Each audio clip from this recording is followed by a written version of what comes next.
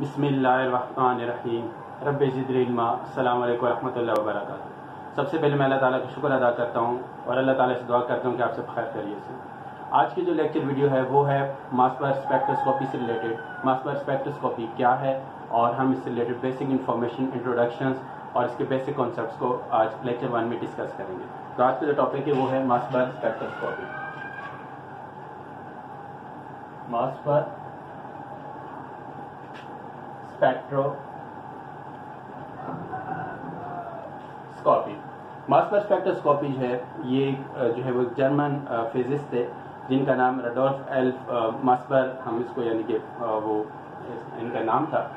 और इन्होंने जो है वो बताया कि जो एलिमेंट्स हैं, फॉर एग्जांपल इन्होंने इरेडियम पे काम किया, इरेडियम 191 पे, और इन्होंने कहा कि ये जो है recoilless nuclear resonance absorption of gamma radiation जो है ये इन्होंने ऑब्जर्व किया, और जिससे हम जो 1958 में ये इन्होंने जो है वो इसके बारे में ये इफेक्ट आया और जिसका मासबर इफेक्ट कहते हैं। और इसके बाद गामा रेजोनेंस और गामा जो फ्लोरिसिस जो है वो ये टेक्निक्स जो है इंट्रोड्यूस हो, और इसको बहुत ज़्यादा जो है वो कई फील्ड्स के अंदर क्या किया गया, इनको यूज़ किया गया, फिजिकल, केमिकल, बायोलॉजिकल और अर्थ साइंस के अंदर इसकी जो है एप्लीकेशन की गई। तो ये इफेक्ट जो है वो इन 1958 Rudolf L Mossberg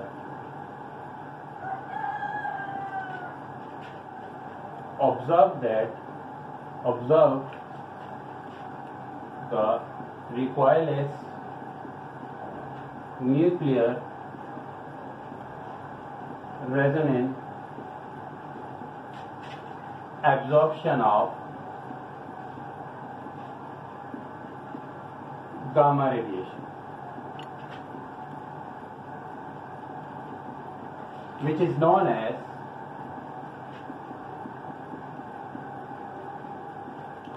the Mossberg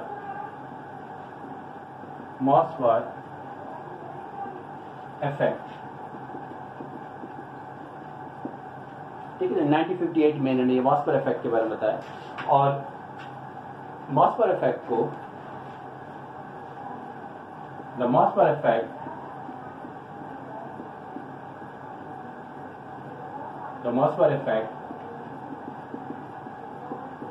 was studied for 100 nuclear transition in 80 nuclides of 50 elements, about 50 elements।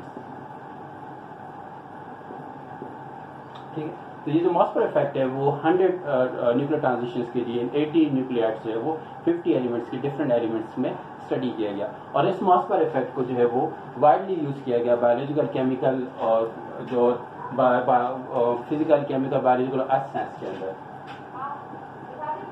The effect was studied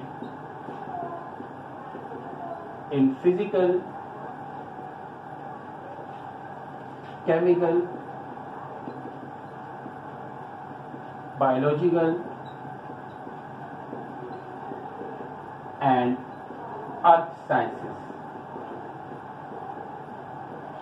जब ये इफेक्ट सामने आया तो इस इफेक्ट को जो है वो क्या किया गया, टेस्ट किया गया, यूज किया गया मुख्तलिफ फील्ड्स के अंदर, और क्या किया गया, ऑब्जर्वेशंस किए गए। मॉसबर्ग ने ये ऑब्जर्व किया कि जो गामा रेडिएशंस की जो एब्जॉर्प्शन है या गामा फ्लोरेसेंस है वो क्या है, वो रिकॉइल फ्री फैशन में होती है। ठीक है, उसमें जो रिकॉइल इफेक्ट जो है वो यानी कि रिकॉइललेस इफेक्ट जो है वो एग्जिस्ट करता है। Mossberg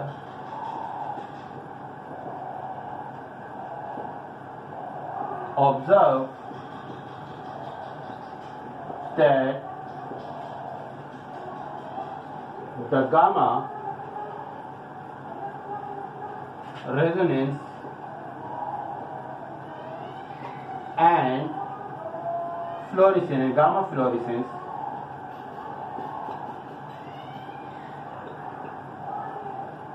in recoil free fashion। recoil free fashion। तो रडोल्फ एल जो मास्बर है, इन्होंने कहा जो ऑब्जर्व किया कि गामा रेजोनेंस एब्जॉर्प्शन है, और जो इनमें ये क्योंकि न्यूक्लियस एटम के न्यूक्लियस में ये फिनोमेना होता है, तो न्यूक्लियर एनर्जी लेवल इन्वॉल्व होते हैं, तो ये जो गामा फ्लोरेसेंस है ये रिकॉइल फ्री फैशन में क्या हो रही है, ये होता है। ठीक है, इसके अलावा जो मजीद पॉइंट्स है, आप इन पॉइंट्स को यानी कि नोट करें और माइंड में रखें। नेक्स्ट पॉइंट है हमारे पास, अगर हम इनको पॉइंट्स में लिख लेते हैं, ये इंट्रोडक्शन है 1 2 3 4। नेक्स्ट पॉइंट जो है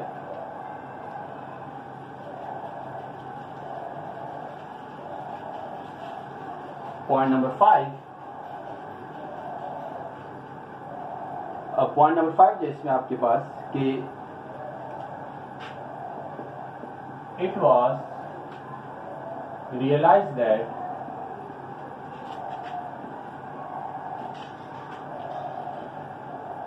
the Mossberg lines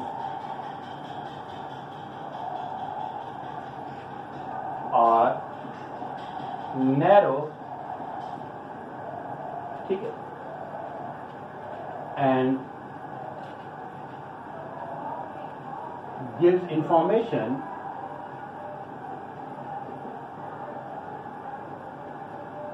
about hyperfine interactions which can be easily evaluated। तो जो मॉस्पर लाइंस होते हैं वो नैरो जो है वो नैरो लाइंस होती हैं। उसके अलावा ये हाइपरफाइन इंटरेक्शंस के बारे में बताते हैं, और जो कि आप इजीली उनको आप क्या कर सकते हैं, एवेल्युएट कर सकते हैं। ठीक है, नेक्स्ट पॉइंट है हमारे पास 6।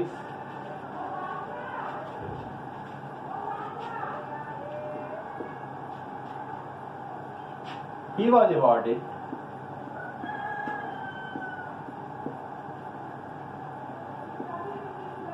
Nobel Prize in 1961। Next point, जो he studied effect in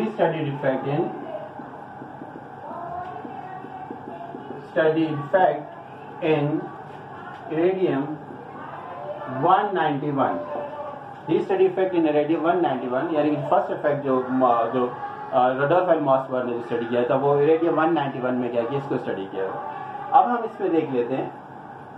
तो ये आपके पास 7 पॉइंट्स हैं। ठीक है, ये 7 पॉइंट्स, इन पॉइंट्स को आपने जो है वो इंट्रोडक्शन में आप इसको लेकर आएंगे कि इनमें जो रडोल्फ जो है वो मॉसबर ने जो है वो जो बेसिक जो स्पेक्ट्रोस्कोपी है मॉसबर स्पेक्ट्रोस्कोपी, उसके इंट्रोडक्शन में अब हम देखते हैं कि इसका कॉन्सेप्ट क्या है और इसका बेसिक प्रिंसिपल क्या है, कि इसमें किस तरह जो है वो गामा एब्जॉर्प्शन होती है और गामा फ्लोरेसेंस होती है। नेक्स्ट पॉइंट है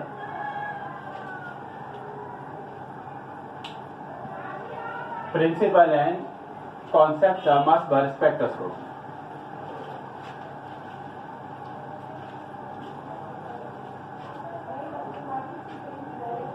principle and concept of Mossbauer effect, ठीक है, and Mossber spectroscopy। What is Mossber effect?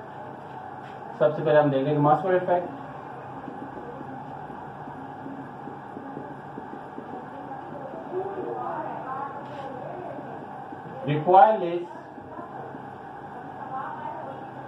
recoilless nuclear resonance absorption of gamma radiation। ठीक है, फर्स्ट चले हमारे पास 2 न्यूक्लियस हैं। ये आपके पास न्यूक्लियस 1 और इसमें आपके पास ये एक्साइटेड न्यूक्लियर लेवल और ये आपके पास ग्राउंड न्यूक्लियर लेवल। ठीक है, अब हम इसको न्यूक्लियस 1 को हम कहेंगे इट्स अ मास पर source of gamma radiation, source of mass पर सोर्स ऑफ गामा रेडिएशन, क्योंकि इसमें आपके पास जो न्यूक्लियस 1 होगा वो एक्साइटेड स्टेट से क्या होगा, जब वो ग्राउंड स्टेट में आएगा तो इससे क्या होगा, जो emission of gamma radiation, emission of gamma radiation. और इसके बाद हमारे पास एक दूसरा क्या है, न्यूक्लियस 2 है आपके पास, न्यूक्लियस 2 में यही गामा रेडिएशन है, वो आपके पास, इसको हम क्या कहते हैं, मास पर रिसीवर। इसमें यही रेडिएशंस क्या होगी, ये रेडिएशंस जो होंगी वो क्या होगी, एब्जॉर्प्शन होगी, और क्या होगा, वो न्यूक्लियर जो है वो एक्साइटेशन होगी। ठीक है, इसमें आपके पास एक्साइटेड न्यूक्लियर लेवल, इसको आप एक्साइटेड स्टेट है, और ये आपके पास क्या है, ये ग्राउंड स्टेट है।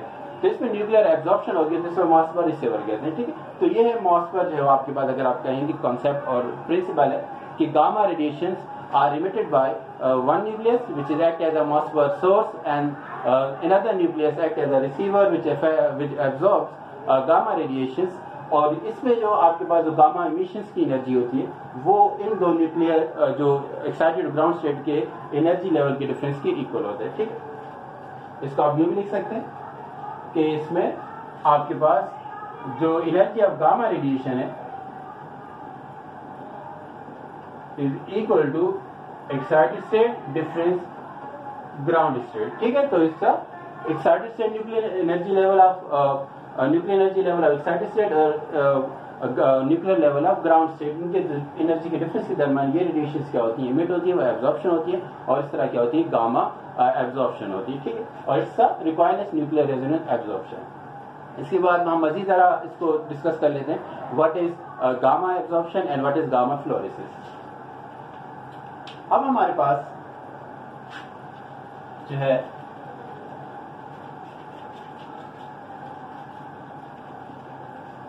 सबसे पहले मास पर स्पेक्ट्रोस्कोपी के अंदर जो पहला पॉइंट है आपके पास, एलिमिनेशन ऑफ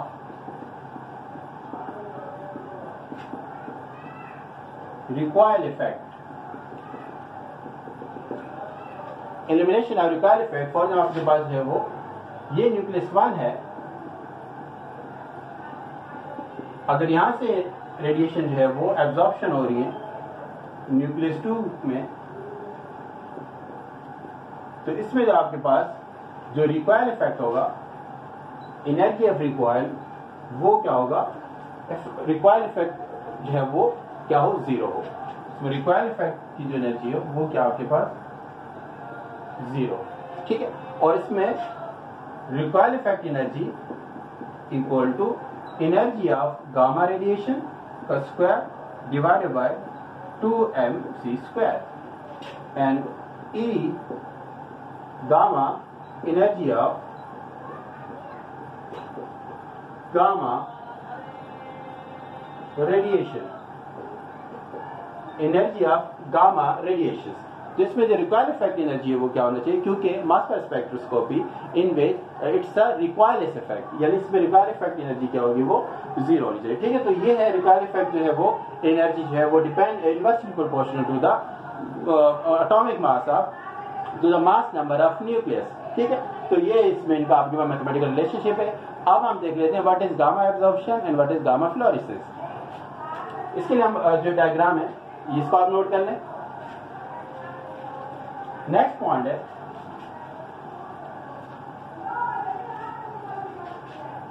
आपके पास न्यूक्लियस 1 है, न्यूक्लियस 1, ठीक, न्यूक्लियस 2, और ये आपके पास क्या है, न्यूक्लियस 3। ठीक है, यहां से क्या हुआ, it's a excited state, it's a ground state, it's a excited state, it's a ground state, it's a nucleus 2, ठीक, और ये न्यूक्लियस 1 है आपके पास, और इट्स आल्सो न्यूक्लियस जो है वो 2 है आपके पास, न्यूक्लियस 2। ठीक है, अब यहां से जो इमिशन होगी गामा रेडिएशन, गामा रेडिएशन, इसमें आपके पास क्या हो गई, absorption, it's a gamma absorption phenomena, it's a gamma absorption phenomena, ठीक है। इसके अलावा अगर यही क्या होती है कि एब्जॉर्प्शन होती है साथ में, और साथ में दोबारा क्या हो जाती है आपके पास, इमिशन हो रही है, ठीक है, गामा रेडिएशन की, ठीक है, in the form of gamma quantum,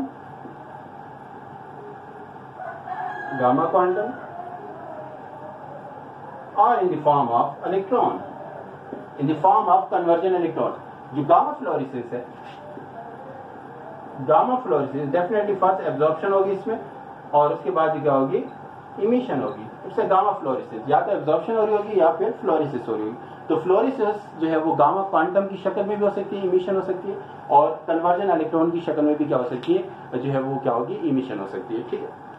तो it's a conversion electron, it's a conversion electron, ठीक है।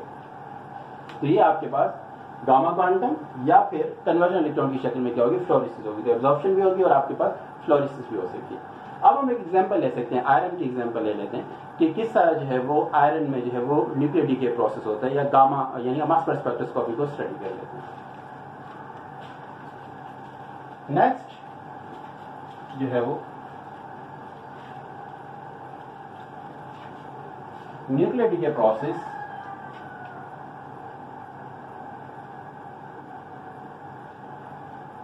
Nuclear decay process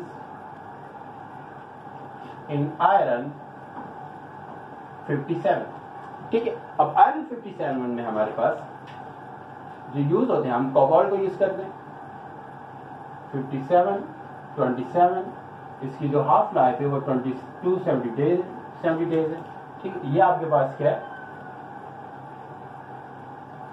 nuclear spin quantum number of iron 5/2, 3/2 और 1/2। यहाँ की जो एनर्जी आपके पास जो है वो 136 किलो इलेक्ट्रॉन वोल्ट है, ठीक। यहाँ की एनर्जी 40.4 किलो इलेक्ट्रॉन वोल्ट है, ठीक।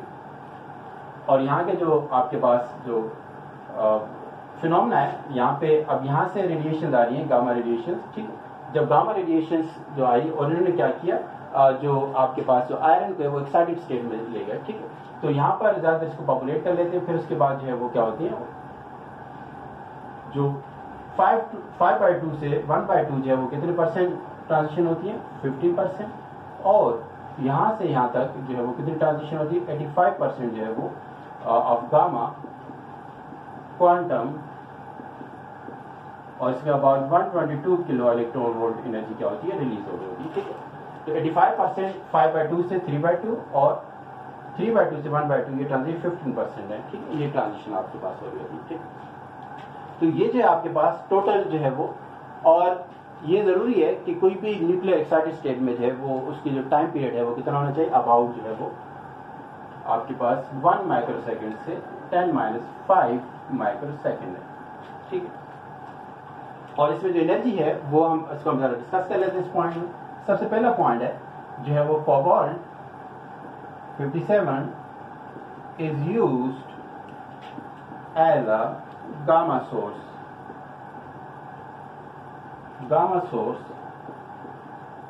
for Fe 5726, ठीक है। और it has half life of 270 days. It is generated in cyclotron and diffused into a noble metal rhodium,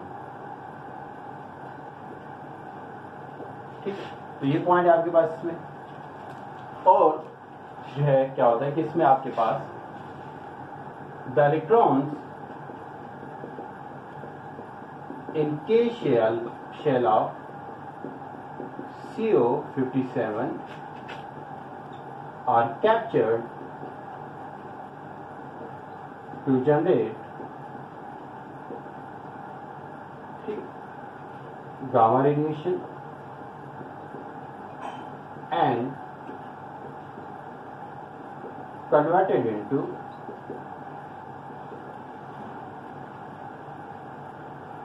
(260) ठीक 57 Fe 260 ठीक। तो ये है आपके पास। फिर इसके बाद नेक्स्ट पॉइंट आपने ये देखना है कि next point 85% transitions occur from I5/2 से I3/2 ठीक। और 15% transitions occur I=5/2 से I1/2 ठीक है। यानी कि डायरेक्टली यहां से लेकर यहां तक 50% है और यहां से लेकर यहां तक वो 85% है। फिर उसके बाद मजीद जो है वो यहां से लेकर यहां तक जो है वो भी मतलब क्या होती है, ट्रांजिशन होती रहती है ठीक है। तो ये एक्साइटेड स्टेट्स है और ये इसकी क्या है, ग्राउंड स्टेट है आपके पास। तो ये है आपके पास। अब हम देख लेते हैं कि कौन से एलिमेंट्स हैं जिनमें जो है वो आपके पास क्या है कि वो है मास पर स्पेक्ट्रोस्कोपी, जिसमें बारे में जो है 40 to 50 एलिमेंट्स जो है उनको मास पर इफेक्ट को क्या किया गया, स्टडी किया गया। इन मेन पॉइंट्स को आप जो है वो ध्यान में रखिएगा और इसमें एनर्जीज को भी क्या करना है आपने जो है उसको याद रखना है। अब हम देख लेते हैं कौन कौन से एलिमेंट्स को जो है वो स्टडी किया गया।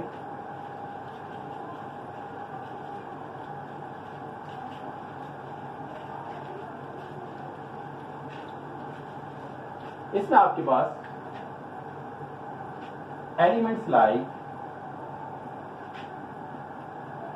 Iron, cobalt, nickel, zinc, potassium, germanium, tin, antimony, tellurium, iodine ठीक, कैल्शियम ठीक।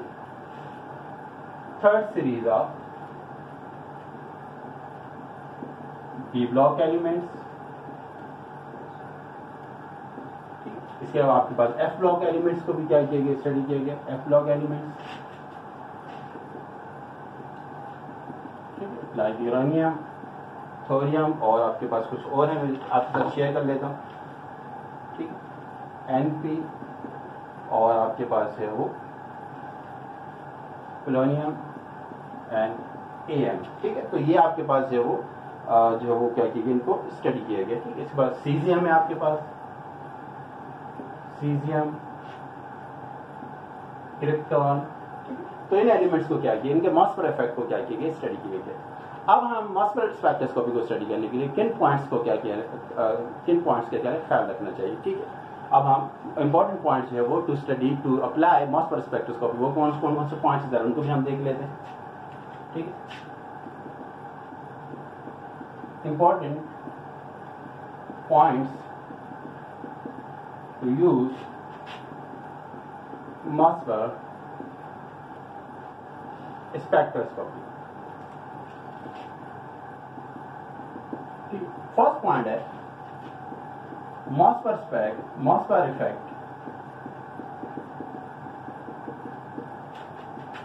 predominantly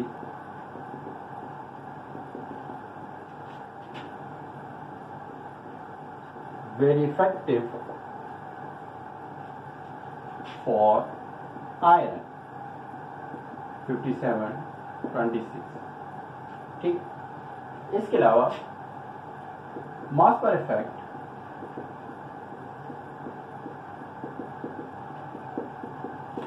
is useful for the excited half-life between 1 microseconds to exponent 5 microseconds ठीक। इसके अलावा and energy between 5 kiloelectron volt to 180 kiloelectron volt ठीक है। जो energy है वो ट्रांजिशन की वो 5 किलो इलेक्ट्रॉन वोल्ट से लेकर 180 किलो इलेक्ट्रॉन वोल्ट होनी चाहिए। ठीक, इसके अलावा इसके पीछे जो पॉइंट्स है वो क्या है कि energy transitions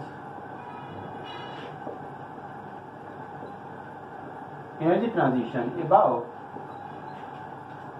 180 kilo electron volt causes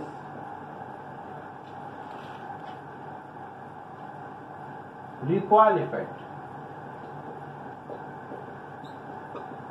and destroys the narrow resonance line। ठीक, इसके बाद नेक्स्ट पॉइंट जो है while energy transition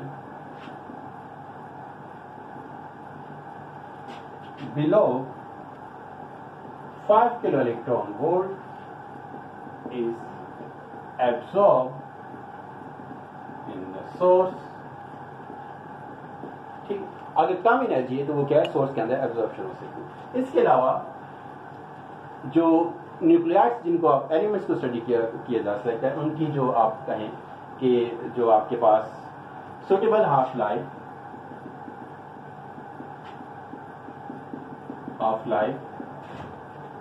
लाइफ पे एक्साइटेड एनर्जी लेवल,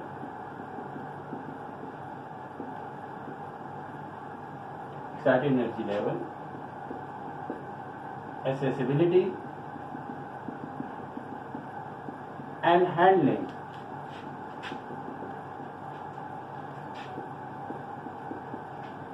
made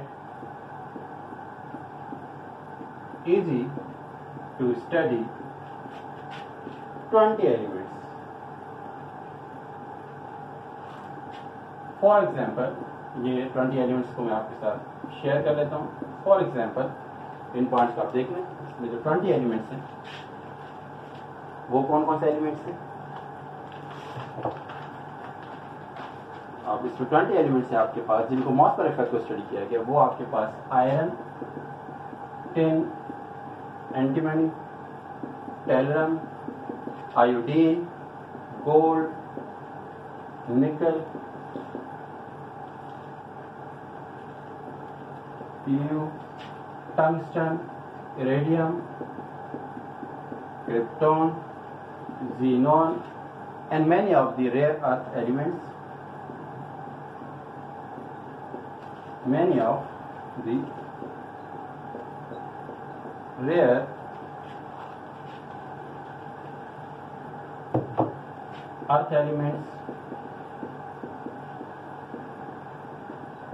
और आपके पास नेपच्यूनियम।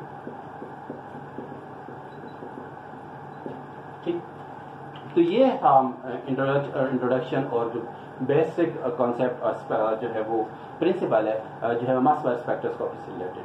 आप इसको मजीद इसको स्टडी करें और इसके इंट्रोडक्शन को, कॉन्सेप्ट्स को, प्रिंसिपल को समझें, ताकि अब नेक्स्ट इसके लिए वो मास पावर स्पेक्ट्रोस्कोपी को मजीद कहाँ किस तरह इस्तेमाल किया जाता है उससे रिलेटेड जो है वो उन पे जो है वो क्या करेंगे, लेक्चर्स अपलोड करेंगे और उसको स्टडी करेंगे ताकि हम मास पावर स्पेक्ट्रोस्कोपी को अच्छी तरह समझ सकें और इसको मजीद हम क्या कर सकते हैं अपनी रिसर्च में हम क्या कर सकें, अप्लाई कर सकें, इस्तेमाल कर सकें। अपनी दुआ में याद रखिएगा। अस्सलाम वालेकुम व रहमतुल्लाहि व बरकातुहू। अल्लाह हाफिज़।